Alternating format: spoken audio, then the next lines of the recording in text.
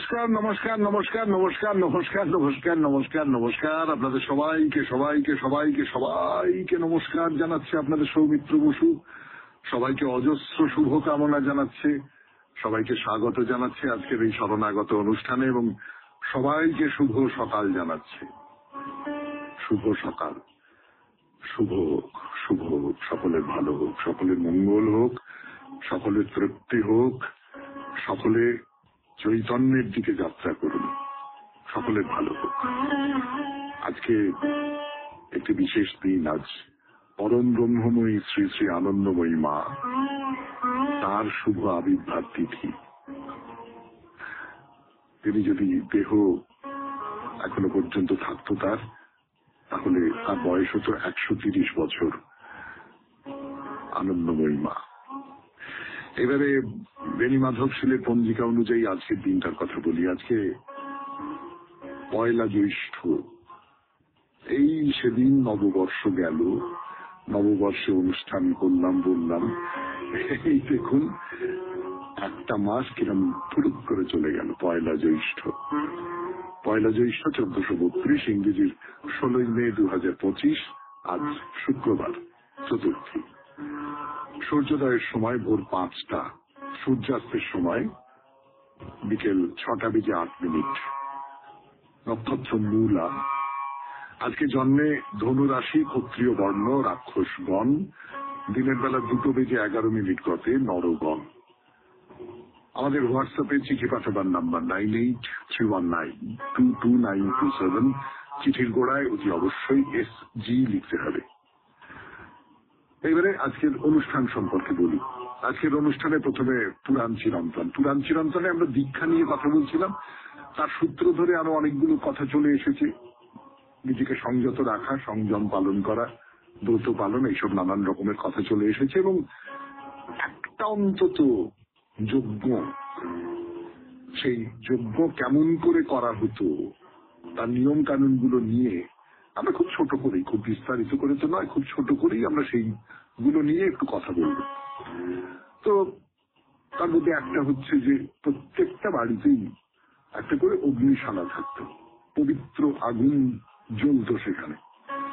সেখান থেকে দুটো কাঠ নিয়ে এসে শুকিয়ে টুকিয়ে এনে বাইরে একটা বড় যজ্ঞভূমি তৈরি করা হতো।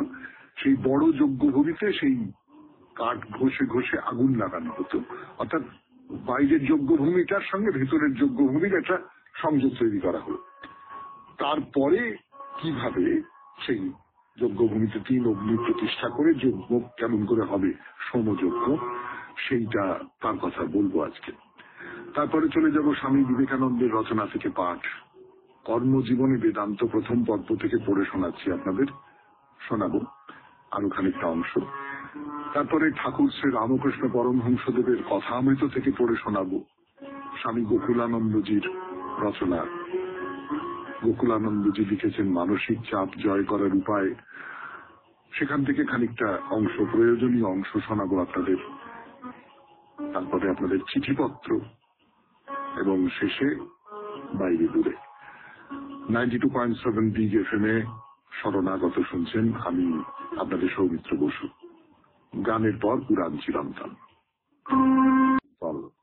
সোমযজ্ঞ করা হবে কোন এক যজমানের বাড়ি, কোন এক গৃহস্থের বাড়ি। সোমযজ্ঞ করা হবে। বাইরে যজ্ঞবেদী তৈরি করা হয়েছে। বাড়ির ভেতরে যে অগ্নিশালা, সেখান থেকে 2টি কাঠ নিয়ে শুকিয়ে সেইগুলোকে বাইরে নিয়ে এসে তা ঘষে ঘষে এই নতুন জায়গায় আগুন জ্বালানো হয়েছে এবং সেই নতুন যজ্ঞশালায় 3 অগ্নি প্রতিষ্ঠা করা হয়েছে। এইগুলো করা হয়েছে, এগুলো সমস্ত ব্যবস্থাপনা। এইবারে কি হবে, এই অগ্নিস্থাপনের পরে যজমানের দীক্ষা গ্রহণের পর্ব। সেটা কিরকম? অগ্নিস্থাপন করা হলো, তারপর শেষ করে যজমান যজ্ঞশালার বাইরে এসে ভালো করে ক্ষৌর কার্য করবেন। অর্থাৎ গোপ, দাড়ি, চুল সব কেটে ফেলবেন। কেটে ফেলে স্নান করবেন এবং তার সঙ্গে তার স্ত্রীও থাকবেন। দুজনে স্নান করবেন। স্নানের পরে পুরনো বস্ত্র পরিত্যাগ করে নতুন বস্ত্র পরিধান করবেন। এই নিয়মগুলো আমরা মানি, তাই না? এখনো আমরা মানি যে গোঁফ দাড়ি চুল সমস্ত কামিয়ে ফেলতে হবে, তারপরে স্নান করে নিলে আমি শুদ্ধ হয়ে গেলাম, পবিত্র হয়ে গেলাম, নতুন পোশাক পরতে হবে এবং নতুন পোশাক পরে কুশের ওপর দাঁড়িয়ে সারা শরীরে নবনীত মাখতে হবে। নবনীত মানে ননি আর কি, দুধ থেকে যে ননি হয়। আমরা তো বৈষ্ণব ধর্মের সূত্রে শ্রীকৃষ্ণের বাল্য লীলার সূত্রে ননি ব্যাপারটা খুব ভালো করে জানি। তো সেই মানে দেখতে পাই না যদিও আজকাল প্রায়, সেই যে ননি সারা গায়ে মাখতে হবে,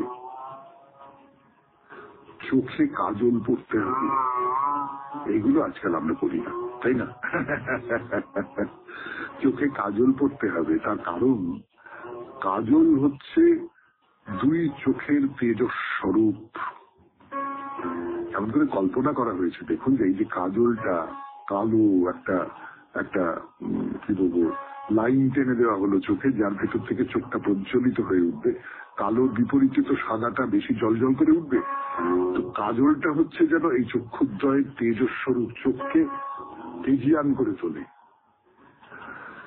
তারপর যে যজমান দীক্ষা নেবেন আর কি, তিনি গোটা শরীরটা মার্জনা করবেন। 21টি কুশের দর্ভ পিঞ্জুল ঝাঁটার মতনই হবে, 21টা কুশ দিয়ে, তাকে বলা হচ্ছে দর্ভ পিঞ্জুল। সেইটা সারা গায়ে বুলিয়ে আঙুলগুলোকে মুষ্টিবদ্ধ করে, অর্থাৎ হাত মুঠো করে নতুন যজ্ঞশালায় প্রবেশ করবেন এবং যজ্ঞ শেষ না হওয়া পর্যন্ত তিনি সেখান থেকে আর বেরোতে পারবেন না। শুনছেন, সমযজ্ঞ কেমন করে করবেন একজন যজমান, তার কথা বলছি আপনাদের 92.7 BGFM শরণাগত অনুষ্ঠানে। ফিরে আসছি গানে। বলছিলাম এই যজ্ঞ ভূমিতে প্রবেশ করলেন যজমান, সমযজ্ঞের ভূমিতে, এবং একবার প্রবেশ করলে সেখান থেকে বেরোতে পারবেন না। 92.7 BGFM শরণাগত অনুষ্ঠান, যজ্ঞের নিয়ম কানুন যজমানের দিক থেকে। এবারে যজ্ঞশালায় বসেই যজমান একটি ইষ্টি যোগ করবেন। এই ইষ্টি যজ্ঞের নাম হচ্ছে দীক্ষণীয় ইষ্টি। এটা হলো যজ্ঞের দীক্ষা উপলক্ষে সম্পাদ্য ইষ্টি যাগ, তার নিয়ম কানুন আছে। সেটা হয়ে যাবার পর যজমান একটা কৃষ্ণাজিন হরিণের চামড়া একটা বিছিয়ে তার উপরে বসবেন, একটা মেখলা পরবেন। সেই মেখলাটা তৈরি হবে তৃণ এবং শন দিয়ে, ঘাস এবং শন দিয়ে একটা মেখলা। মেখলা আপনারা জানেন, এখন তো খুবই প্রচলিত পরিচিত একটি পোশাক আমাদের। সেইটা মাথায় উষ্ণীষ বাঁধা থাকবে। আপনি পোশাকটাও লক্ষ্য করে দেখুন, যে পোশাকটা পরে আছেন তার খুঁটিতে একটা হরিণের শিং বেঁধে হাতে নিতে হবে ডুমুর শাখার দণ্ড। এই হরিণের সিংয়ের কথাটা এর আগেও বলেছি। রামচন্দ্রকে সীতা বলছেন যে তুমি ওই কৃষ্ণ জিনের পোশাক পরবে, চামড়ার পোশাক পরবে, হরিণের চামড়ার পোশাক, এবং তুমি হাতে একটা হরিণের শিং নেবে। তো এইটা পোশাক, মাথার উপরে উষ্ণীষ। যজমানের যিনি স্ত্রী তার বেশভূষাও প্রায় একরকম, যদিও উষ্ণীষ তিনি পরবেন না, তিনি মাথায় একটা জাল পরবেন। এই যে দীক্ষা নেবার সময় যজমান যে গায়ে মণি মাখছেন, কাজল করছেন, হাত মুঠো করছেন, এই সমস্তটার মধ্যে একটা প্রতীকী তাৎপর্য আছে। আসলে এই দীক্ষার মধ্যে দিয়ে তো যজমান নতুন জীবন লাভ করছেন, নতুন জন্ম হচ্ছে তার। এই সম্পূর্ণ যে যজ্ঞশালাটা, সেইটা হচ্ছে একটা মাতৃগর্ভের মতো। সম্পূর্ণ যজ্ঞকাল ধরে তাকে ভ্রূণ রূপে কল্পনা করা হচ্ছে। মাতৃগর্ভরূপ যজ্ঞশালা, তার মধ্যে তিনি ভ্রূণ হয়ে রয়েছেন। তো এই যজমানের যে বেশভূষা, সেগুলোর এক একটা ভ্রূণের ভেতরকার আস্তরণ, এমনকি ওই যে হাতটা মুঠো করে রয়েছেন, সেই হাত মুঠো করাটাও ওই যে শিশু, একেবারে শিশু, সে তো হাত মুঠো করে থাকে, সেই রকম করে থাকতে হবে তাকে। দারুণ না? খুব সুন্দর, আমার তো দারুণ লেগেছে। কিন্তু পুরাণ চিরন্তন তাহলে আজকের মতো এই পর্যন্তই। এরপরে একটু গান শুনবো, গানের পর স্বামী বিবেকানন্দের রচনা থেকে পাঠ, কর্মজীবনে বেদান্ত, প্রথম পর্ব, শরণাগত 92.7 বিগ এফএম এ স্বামী বিবেকানন্দের রচনা থেকে পড়ে শোনাচ্ছি কর্মজীবনে বেদান্ত, প্রথম পর্ব। অবশ্য যাহা বলা হইল তাহার নীতির মূল সূত্র মাত্র। আমাদিগকে মতবাদ হইতে নামিয়ে আসিয়া জীবনের বিশেষ বিশেষ অবস্থায় ইহা প্রয়োগ করিতে হইবে। আমাদিগকে দেখিতে হইবে কিরূপে এই বেদান্ত আমাদের প্রাত্যহিক জীবনে, নাগরিক জীবনে, গ্রাম্য জীবনে, প্রত্যেক জাতির জীবনে, প্রত্যেক জাতির গার্হস্থ্য জীবনে কার্যে পরিণত করিতে পারা যায়। কারণ মানুষ যে অবস্থায় আছে সেই অবস্থায় ধর্ম যদি তাহাকে সাহায্য করিতে না পারে, তবে ধর্মের বিশেষ কোনো মূল্য নাই, উহা কয়েকজন ব্যক্তির জন্য মতবাদ রূপেই থাকিয়া যাইবে। ধর্ম দ্বারা যদি সমগ্র মানব জাতির কল্যাণ করিতে হয়, তবে ধর্মকে এমন হইতে হইবে যে মানুষ যেখানে যে অবস্থায় আছে সেইখানেই ধর্মের সাহায্য পাইতে পারে। দাসত্বে বা পূর্ণ স্বাধীনতায়, অধঃপাতের গহ্বরে বা পবিত্রতার উচ্চ শিখরে সর্বদা সমভাবে ধর্ম যেন মানব জাতিকে সাহায্য করিতে পারে, তবেই বেদান্তের তত্ত্বগুলি অথবা ধর্মের আদর্শ বা উহাদের যে নামই দাও না কেন কাজে আসিবে। আত্মবিশ্বাস রূপ আদর্শই মানব জাতির সর্বাধিক কল্যাণ সাধন করিতে পারে। যদি এই আত্মবিশ্বাস আরো বিস্তারিত ভাবে প্রচারিত, কার্যে পরিণত করা হইত, আমার দৃঢ় বিশ্বাস জগতে যত দুঃখ কষ্ট রহিয়াছে সেগুলির বেশিরভাগই দূরীভূত হইত। সমগ্র মানব জাতির ইতিহাসে মহাপ্রাণ নরনারীদের মধ্যে যদি কোনো প্রেরণা অধিকতর শক্তি সঞ্চার করিয়া থাকে, তাহা আত্মবিশ্বাস। তাহারা এই চেতনা সহ জন্মিয়াছিলেন যে তাহারা মহৎ হইবেন, এবং তাহারা মহৎ হইয়াছিলেন। মানুষ যতই অবনত হউক না কেন, এমন এক সময় অবশ্য আসিবে যখন ওই অবস্থায় বিরক্ত হইয়াই তাহাকে উন্নতির চেষ্টা করিতে হইবে। তখন সে নিজের উপর বিশ্বাস করিতে শিখিবে। গোড়া হইতেই ইহা আমাদের জানিয়া রাখা ভালো। আমরা আত্মবিশ্বাস শিখিতে কেন এত ঘুরিয়া মরিব? আমরা বুঝিতে পারি মানুষে মানুষে প্রভেদের কারণ তাহাদের মধ্যে আত্মবিশ্বাসের ভাব অথবা ইহার অভাব। এই আত্মবিশ্বাসের বলে সকলই সম্ভব হইবে। আমি নিজের জীবনে ইহা দেখিয়াছি, এখনো দেখিতেছি। আর যতই আমার বয়স হইতেছে ততই এই বিশ্বাস দৃঢ় হইতে দৃঢ়তর হইতেছে। যে নিজে নিজেকে বিশ্বাস করে না সেই নাস্তিক। প্রাচীন ধর্ম বলিত যে ঈশ্বরে বিশ্বাস করে না সে নাস্তিক। নূতন ধর্ম বলিতেছে যে নিজেকে বিশ্বাস করে না সেই নাস্তিক। কিন্তু এই বিশ্বাস কেবল ক্ষুদ্র আমিকে লইয়া নয়, কারণ বেদান্ত একত্ববাদ শিক্ষা দিতেছেন। এই বিশ্বাসের অর্থ সকলের প্রতি বিশ্বাস, কারণ সকলের মধ্যেই তুমি রহিয়াছ। আত্মপ্রীতির অর্থ সর্বভূতে প্রীতি, সকল জীবজন্তুর প্রতি প্রীতি, সকল বস্তুর প্রতি প্রীতি। এই মহান বিশ্বাস বলেই জগতের উন্নতি হইবে, ইহা আমার ধ্রুব ধারণা। তিনি শ্রেষ্ঠ মনুষ্য যিনি সাহস করিয়া বলিতে পারেন, আমি আমার নিজের সম্বন্ধে সব জানি। তোমরা কি জানো তোমাদের এই দেহের ভিতর কত শক্তি, কত ক্ষমতা এখনই লুক্কায়িত রহিয়াছে? কোন বৈজ্ঞানিক একটি মানুষের ভিতরে যাহা আছে তাহা সবই জানিয়াছেন? লক্ষ লক্ষ বছর পূর্ব হইতে মানুষ পৃথিবীতে বাস করিতেছে, কিন্তু তাহার শক্তির অতি সামান্য অংশই এই যাবৎ প্রকাশিত হইয়াছে। অতএব তুমি নিজেকে দুর্বল বলো কি করিয়া? আপাত প্রতীয়মান এই অবনতির পশ্চাতে কি রহিয়াছে তাহা কি তুমি জানো?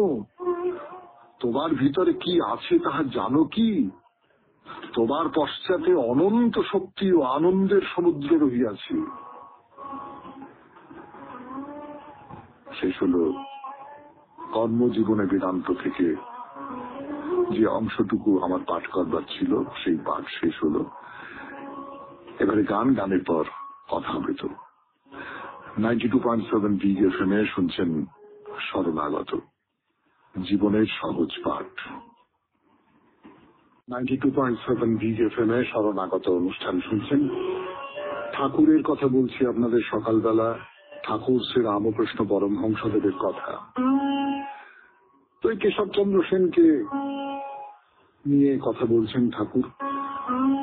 কেশব সেনকে নিয়ে তার যে নানান রকমের অভিজ্ঞতা, নানান রকমের গল্প, সেই সমস্ত বলছেন। তার সূত্র ধরে নিশ্চয়ই কতকগুলো আধ্যাত্মিক উপদেশও ঠাকুরের কথার মধ্যে চলে আসছে, যেটার বাইরে ঠাকুর কখনো বেরোতে পারেন না। যে কোনো উপদেশই দেন তার মধ্যেই একটা আধ্যাত্মিকতা ছোঁয়া থাকে। তো ভক্তদের ঠাকুর বলছেন, কি বলছেন দেখো, কেশব এত পণ্ডিত, ইংরেজিতে লেকচার দিত, কত লোক তাকে মানত, স্বয়ং কুইন ভিক্টোরিয়া তার সঙ্গে বসে কথা কয়েছে। সে কিন্তু এখানে যখন আসতো শুধু গায়ে, সাধু দর্শন করতে হলে হাতে কিছু আনতে হয়, তাই ফল হাতে করে আসতো। একেবারে অভিমান শূন্য। এই কথাটা কিন্তু খুব জরুরি, খুব গুরুত্বপূর্ণ। এর আগেও এইটা নিয়ে আমাদের কথা হয়েছে যে কোনো একটা কিছু পেতে হবে। ঠাকুর বলছেন ঈশ্বরকে পাওয়ার কথা। ঈশ্বরকে পাওয়ার ক্ষেত্রে সবচেয়ে বড় বাধা হচ্ছে আমাদের ভেতরকার অহং।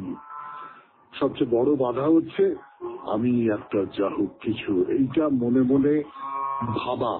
খুব সচেতন ভাবে ভাবছি না, কিন্তু মনের ভেতরে কোথাও একটা থেকে গেছে। মনের ভেতরে কোথাও একটা কোনো ফাঁক গলে সেই বিশ্বাসটা থেকে গেছে। ব্যাস, তাহলেই কিন্তু তুমি আরোটা পাবে না। তো কেশব সেন এত পণ্ডিত, এত জ্ঞানী, চারপাশের লোকজন অসাধারণ বাগ্মী ছিলেন, খুব বিখ্যাত একজন বাগ্মী, এবং প্রচুর পড়াশুনো, প্রচুর লোকে একেবারে মন দিয়ে পাগলের মতো তার কথা শোনে, সবটাই ঠিক আছে। কিন্তু ঠাকুরের কাছে যখন আসেন তখন খালি গায়ে আসেন। অর্থাৎ জামা পরে, যে জামার মধ্যে দিয়ে তার ঐশ্বর্য প্রকাশ পাবে, যে জামার মধ্যে দিয়ে তার বৃত্ত প্রকাশ পাবে, তার সামাজিক অবস্থান প্রকাশ পাবে, সেটা খুলে রাখছেন। হাতে করে ফল নিয়ে আসছেন। যেমন সাধু দর্শনে গেলে আমরা হাতে করে ফল নিয়ে যাই, কিছু না কিছু নিয়ে যাই, সেই রকম। অর্থাৎ অহংকারকে সম্পূর্ণ বর্জন করে আসছেন। এইটি শেখবার মতো। অধরকে বলছেন ঠাকুর যে দেখো, তুমি এত বিদ্বান, আবার ডেপুটি, তবু তুমি খাদি ফাঁদির বশ। অর্থাৎ কোন সুন্দরী মেয়ে তোমার দিকে তাকালো, তুমি তার বশ হয়ে গেলে। খাদি ফাঁদির বশ। ওসব ভুলে যাও, এগিয়ে পড়ো। তোমার সামনে ওই খাদি ফাঁদিরা রয়েছে, তাদের অতিক্রম করে যাও। অতিক্রম করতে থাকো, একটার পর একটা অতিক্রম করতে থাকো, একটার পর একটি লোভের জায়গা অতিক্রম করতে থাকো। কিরকম সেই লোভের জায়গা বলবার জন্য ফিরে আসছি। আমি আপনাদের সৌমিত্র বসু, শুনছেন 92.7 বিগ FM এ শরণাগত, শুনছেন কথামৃত। কি বলছেন ঠাকুর, সেই কথাই শোনাচ্ছি আপনাদের এই 92.7 বিগ FM এ শরণাগত অনুষ্ঠানে। বলছেন, অধরকে বলছেন যে এগিয়ে পড়ো, ছোট জায়গায় নিজেকে আটকে রেখো না। চন্দন কাঠের পরে আরো ভালো ভালো জিনিস আছে, তারপর রূপোর খনি আছে, তারপর সোনার খনি আছে, তারপর হীরামানিক আছে। কাঠুরে বনে কাঠ কাটছিল, ব্রহ্মচারী তাকে বললো এগিয়ে পড়ো। এইটা জীবনের একটা সার কথা হওয়া উচিত।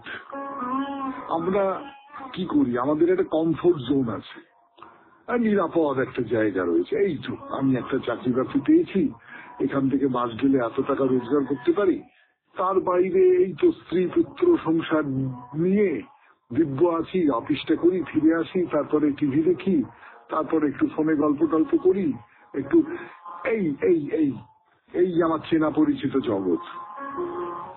এই চেনা জগৎটুকুর মধ্যে যদি আমি আটকে থাকি, তাহলে আমি এর বাইরে বেরোবই কি করে? নতুন, তোমাকে যদি ঈশ্বরকে অনুভব করতে হয়, সেটা নতুন অনুভব। সেই নতুন অনুভবটা করতে গেলে তুমি এই যে পুরনো যা কিছুর মধ্যে তুমি আটকে পড়ে আছো, সেইখান থেকে তো তোমাকে বেরোতে হবে। বেরো, এগিয়ে পড়ো।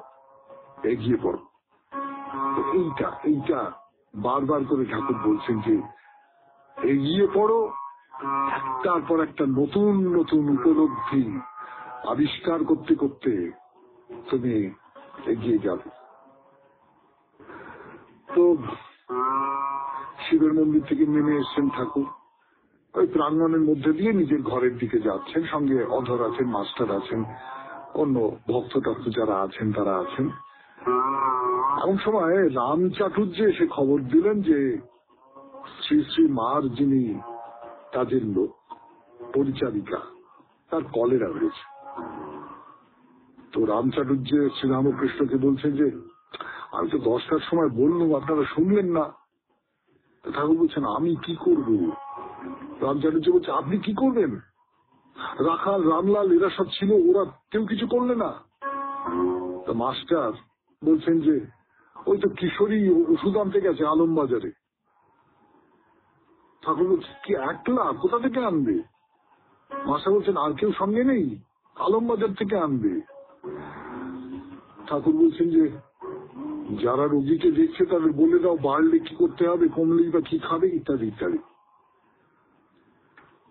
তো এইখানে কিন্তু একজন সংসারী মানুষ, তার চারপাশের ভক্ত শিষ্যরাও যেমন সংসারের কথা বলছেন, তিনিও সেই রকম সংসারের কথা বলছেন। তারপর ভক্ত বধূরা এসে প্রণাম করেছেন, চলে যাচ্ছেন। শ্রীরামকৃষ্ণ তাদের বললেন শিব পুজো যেমন করে বললাম ওই রকম করে করবে, আর খেয়ে দিয়ে এসো, তা না হলে আমার কষ্ট হয়। স্নান যাত্রার দিন আবার আসবার চেষ্টা করো, কেমন? শুনলেন কথামৃত থেকে পাঠ। 92.7 বিগ FM এ শরণাগত অনুষ্ঠান শুনছেন। এখন গান, গানের পর স্বামী গোকুলানন্দের রচনা থেকে পাঠ, মানসিক চাপ জয় করার উপায়। পর 92.7 বিগ FM এ শরণাগত অনুষ্ঠানে এখন স্বামী গোকুলানন্দের রচনা থেকে পাঠ, মানসিক চাপ জয় করার উপায়। তো তিনি বলছেন যে আমাদের দেহের বহু অসুখ, যেমন আলসার এবং আরো অনেক কিছু, এগুলো মন থেকে আসে।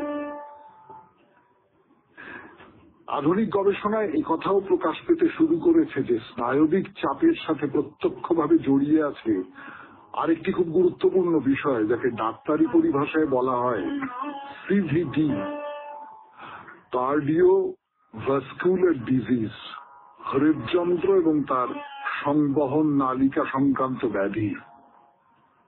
সাম্প্রতিক পরিসংখ্যান জানাচ্ছে যে সবচেয়ে বেশি সংখ্যায় মানুষ মারা যাচ্ছেন স্ট্রোকে আর হৃদযন্ত্রের বিভিন্ন অসুখে, এবং অধিকাংশ ক্ষেত্রেই এর পেছনে প্রধান ভূমিকা স্নায়বিক চাপের। এই ক্ষেত্রে স্নায়বিক চাপ আর সিভিডির মধ্যে সম্পর্কের বিষয়টা খুব স্পষ্টভাবে প্রকাশ পেয়েছে ডক্টর মেয়ার ফ্রিডম্যান ও ডক্টর রে রোজেনম্যানের অবিস্মরণীয় কীর্তি types A behaviour and your fear নামক গ্রন্থে। এই গ্রন্থে তারা স্পষ্ট করে বলছেন যে কিছু ব্যক্তিত্ব আছে যাদের বলা হচ্ছে এ শ্রেণীভুক্ত ব্যক্তিত্ব। এরা হৃদযন্ত্রের সংবহন নালিকা সংক্রান্ত ব্যাধিতে বা সিভিডি বড় বেশি আক্রান্ত হন। এছাড়াও আছেন আরেক ধরনের মানুষ যাদেরকে বলা হচ্ছে বি শ্রেণীভুক্ত। এরা এ শ্রেণীভুক্তদের মতো সিভিডিতে অতটা আক্রান্ত হন না। এ শ্রেণীভুক্ত ব্যক্তিত্বদের চরিত্রের বৈশিষ্ট্যই এই যে তারা সবসময় মারাত্মক কাজের চাপের ভেতরে থাকেন। এরা এক অদ্ভুত ধারণা পোষণ করেন যে তাদের হাতে জমে থাকা সমস্ত কাজ তাদের নিজেদেরই শেষ করতে হবে, অন্য কারো হাতে দেওয়া চলবে না, কারণ আর কেউ এ কাজ করতে পারবে না। আর এ কারণে এ ধরনের মানুষেরা চাপের জাঁতাকলে সবসময়ই জেরবার। কাজের চাপে হাবুডুবু খাওয়া এমন কোন ব্যক্তি তো সবসময়ই ব্যস্ত, কত তাড়াতাড়ি তার কাজ শেষ করা যায়। এই ধরনের মানুষের মধ্যে আপনি দেখতে পাবেন অধৈর্য, দুরন্ত উচ্চাকাঙ্ক্ষা, প্রতিযোগিতার অসীম আকাঙ্ক্ষা, আগ্রাসন, এমনকি প্রায়শই শত্রুতাও।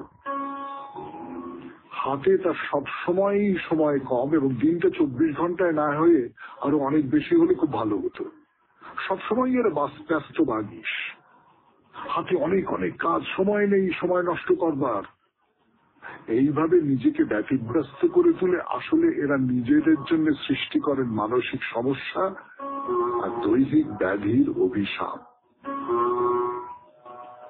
শুনছেন স্বামী গোকুলানন্দের রচনা থেকে পাঠ, এবং হয়তো নিজের সঙ্গে বা আপনার চেনা পরিচিত কারোর সঙ্গে মিলিয়ে মিলিয়েও দেখতে পাচ্ছেন। শেষ হলো মনের চাপ জয় করার উপায় নিয়ে স্বামী গোকুলানন্দের রচনা থেকে পড়া। এবারে গান, তারপরে আপনাদের চিঠিপত্রটা। গানের পর এবার চিঠি। মৌমিতা মণ্ডলের চিঠি, ইছাপুর, নবাবগঞ্জ, উত্তর 24 পরগনা থেকে লিখেছেন। বিষয় নারী জাগরণ। পত্রের প্রথমে সৌমিত্রদাকে জানাই সশ্রদ্ধ প্রণাম। এবারে বিষয় নির্বাচন একটু অন্য রকমের। আমার ছোটবেলায় দেখা স্মৃতি খুব মনে পড়ছে। আমার ঠাকুমা 60-এর দশকের 12 বছরের বালিকা বধূ হয়ে আসা গৃহবধূ, বাড়ির বড় বউ, তাই যা দেওর ননদদের সাথে একান্ত আপন হওয়া, জেমা ঠাকুমা হিসেবে সবার মন জয় করেছিল। তিনি একান্নবর্তী পরিবারের হিসাব রক্ষক হিসেবে সুখ্যাতি পেয়েছিলেন। সংসারে প্রত্যহ 26 জনের পাত পড়ত। তার রন্ধন প্রক্রিয়া থেকে শুরু করে কে কখন খাবে তার হিসাব রাখা, নাতি নাতনিদের দেখভাল করা, স্বামী দেওর সন্তানদের সুবিধা অসুবিধা নজর দেওয়া ও তিনি অর্থ খরচের আয় ব্যয়ের হিসাব পুঙ্খানুপুঙ্খভাবে রাখতেন। আমার মনে হয় ঠাকুমা খুব সামান্য পড়াশোনা জানা সত্ত্বেও দাদু তাকেই সংসারে হিসেবের দায়িত্ব দিয়েছিলেন। আমার কাছে ঠাকুমা সে যুগের একজন নারী জাগরিত মহিলা। তার আচার ব্যবহার শিক্ষা আজও আমাকে নাড়া দেয়। যৌথ পরিবারে থাকার যে সুখ, আর ছোট পরিবারে এসে খুব একাকিত্ব অনুভব করি।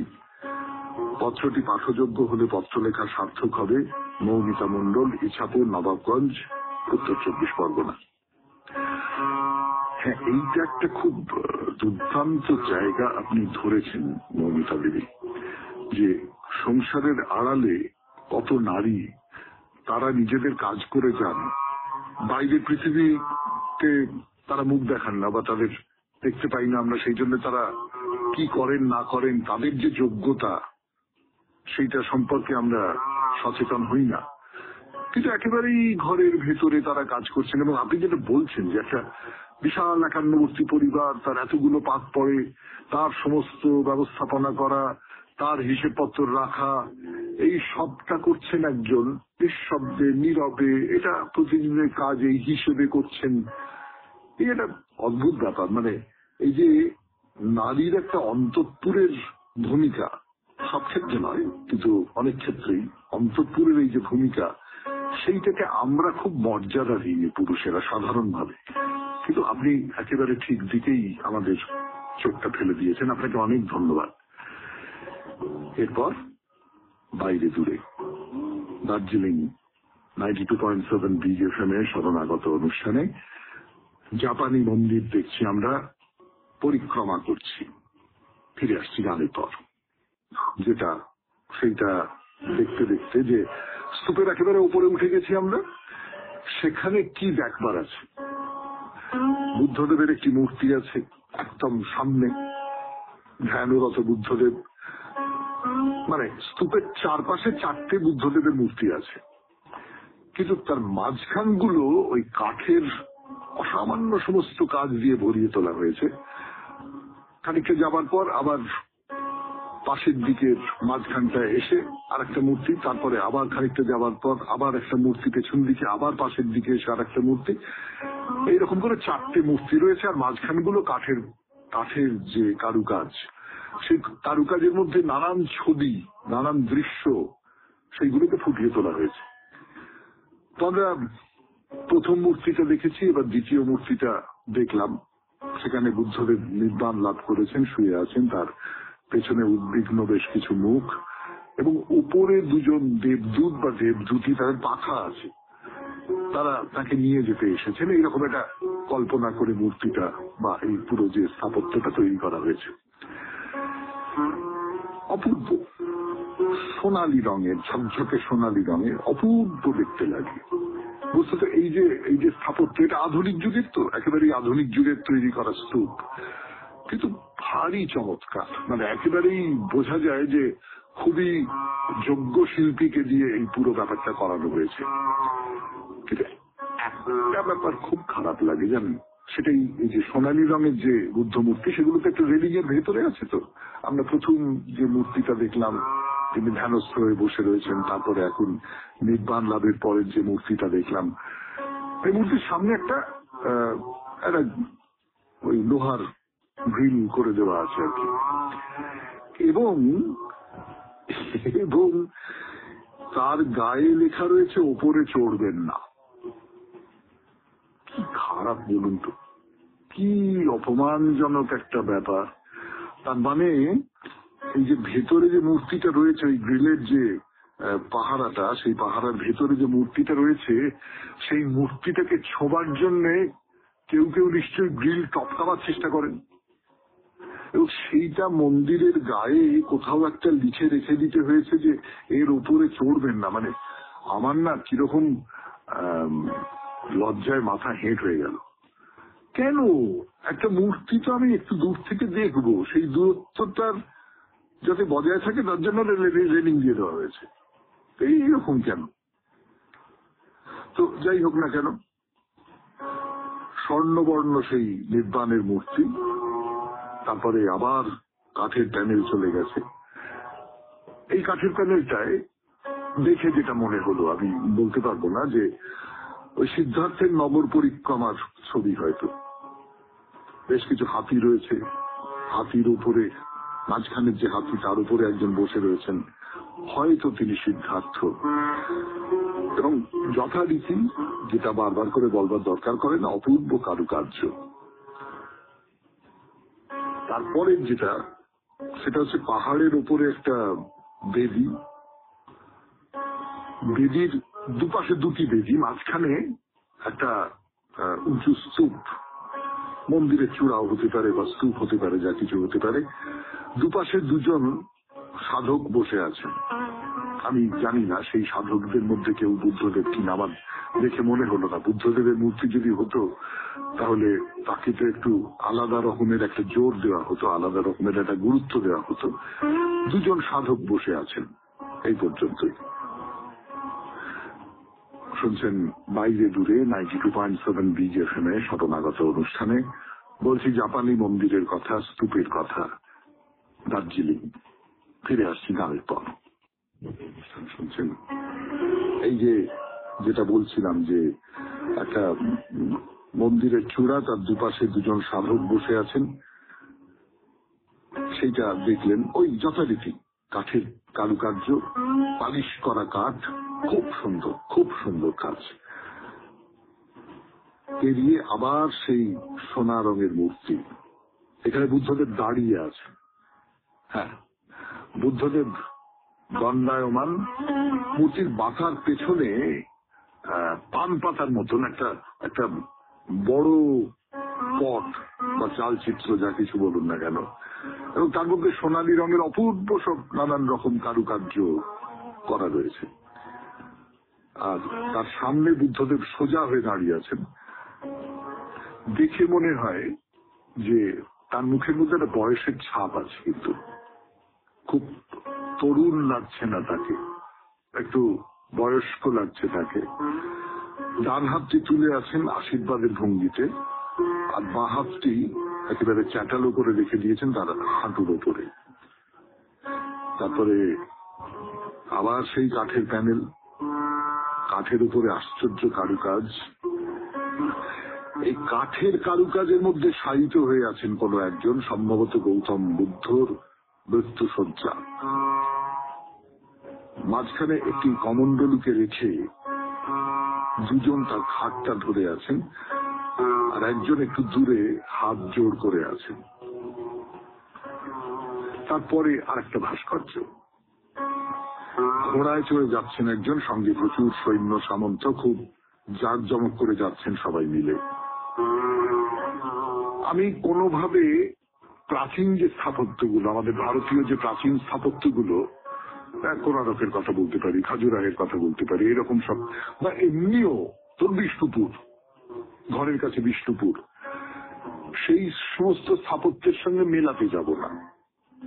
সেই সব স্থাপত্যের স্বাদটা আলাদা, তার সঙ্গে একটা প্রাচীনতার গন্ধ মিশে আছে, এবং সেই প্রাচীনতা তাকে এক ধরনের একটা ধূসরতা দিয়েছে, এক ধরনের একটা বহুদূর কবে কোন বিস্মৃত দিবসে একজন শিল্পী খুদে খুদে খুদে খুদে এইসব পোড়ামাটির কাজগুলো করছেন, এরকম আমাদের মনে হয়। তো এটা অনেক আধুনিক কালের, আধুনিক যুগের শিল্পীরা করেছেন, কিন্তু এই আধুনিক যুগের শিল্পীদেরও এই যে কাজ, সেই কাজও খুব অনবদ্য, এতে কোনো সন্দেহ নেই। আর একটি মূর্তি আছে, ধ্যানরত বুদ্ধদেবের মূর্তি, সোনালী রঙের। এইখানেই শেষ করি আজকের বাইরে দূরে, এইখানেই শেষ করি আজকের শরণাগত 92.7 বিগ FM এ শরণাগতে চিঠি পাঠাবার নাম্বার 9831922927। চিঠির গোড়ায় অতি অবশ্যই SG লিখতে হবে। তাহলে শেষ পাতে একটি কবিতা দিয়ে আমাদের অনুষ্ঠান শেষ হচ্ছে। রবীন্দ্রনাথের কবিতা, কবিতার নাম রাত্রি। মোরে করো সভা কবি, ধ্যান ও মৌন তোমার সভায়, হে সদ্বরী হে অবগুণ্ঠিতা, তোমার আকাশ জুড়ি যুগে যুগে জপিছে যাহারা, বিরচিব তাহাদের গীতা। তোমার তিমির তলে যে বিপুল নিঃশব্দ উদ্যোগ ভ্রমিতেছে জগতে জগতে, আমারে তুলিয়া লও সেই তার ধ্বজচক্রহীন নীরব ঘর মহারথে। তুমি একেশ্বরী রানী, বিশ্বের অন্তর অন্তঃপুরে সুগম্ভীরা হে শ্যামা সুন্দরী, দিবসের ক্ষয়ক্ষীণ বিরাট ভাণ্ডারে প্রবেশিয়া নীরবে রাখিছ ভাণ্ড ভরি। নক্ষত্র রতন দীপ্ত নীলকান্ত সত্যি সিংহাসনে তোমার মহৎ জাগরণ, আমার জাগায় রাখো সে নিস্তব্ধ জাগরণ তলে, নির্নিমেষ পূর্ণ সচেতন। কত নিদ্রাহীন চক্ষু যুগে যুগে তোমার আধারে খুঁজেছিল প্রশ্নের উত্তর, তোমার নির্বাক মুখে এক দৃষ্টি চেয়েছিল বসি কত ভক্ত জুড়ি দুই কর। দিবস মুদিলে চক্ষু ধীর পদে কৌতূহলী দল অঙ্গনে পশিয়া সাবধানে, তব দীপহীন কক্ষে সুখ দুঃখ জন্ম মরণের ফিরিয়াছে গোপন সন্ধানে। স্তম্ভিত তমিশ্র পুঞ্জ কম্পিত করিয়া অকস্মাৎ অর্ধরাত্রে উঠেছে উচ্ছ্বাসী সদ্যস্ফুট ব্রহ্মমন্ত্র, আনন্দিত ঋষিকণ্ঠ হতে আন্দোলিয়া ঘনতন্দ্রা রাশি। পীড়িত ভুবন লাগি মহাযোগী করুণা কাতর চকিতে বিদ্যুৎ রেখাবত, তোমার নিখিল লুপ্ত অন্ধকারে দাঁড়ায় একাকী দেখেছে বিশ্বের মুক্তিপথ। জগতের সেই সব যামিনীর জাগরুক দল, সঙ্গীহীন তব সভাসদ, কে কোথা বসিয়া আছে আজি রাত্রে ধরণীর মাঝে, গণিতেছে গোপন সম্পদ।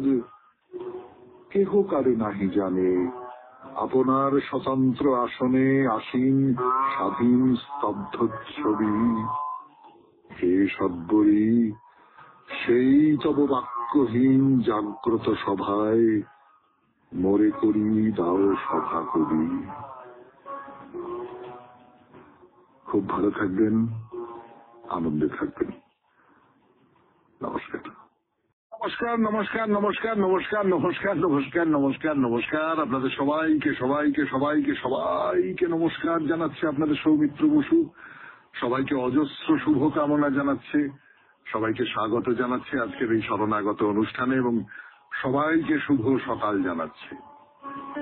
শুভ সকাল, শুভ হোক, শুভ হোক, সকলের ভালো হোক, সকলের মঙ্গল হোক, সকলের তৃপ্তি হোক, সকলে চৈতন্যের দিকে যাত্রা করুন, সকলের ভালো হোক।